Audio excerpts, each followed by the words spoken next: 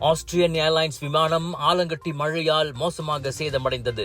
ஞாயிற்றுக்கிழமை அந்த விமானம் இடியுடன் கூடிய புயல் சுழற்சியின் மீது மோதியதாக ஆஸ்திரிய ஏர்லைன்ஸ் தெரிவித்தது.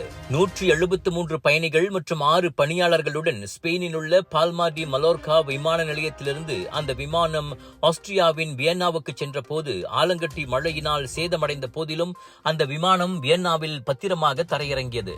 அந்த விமானத்தின் மூக்கு பகுதி கடுமையாக சேதமடைந்ததோடு விமானி அறையின் மேற்பகுதி வளைந்ததாகவும் விமானி அறையின் ஜன்னல் கண்ணாடியில் விரிசல் ஏற்பட்டதாகவும் சமூக ஊடகங்கள் காணொளி வெளியிட்டுள்ளன. புயல் சுழற்சி என்பது மேல் மற்றும் கீழ் வரைவுகளை கொண்ட ஒரு காற்று நிறையாகும்.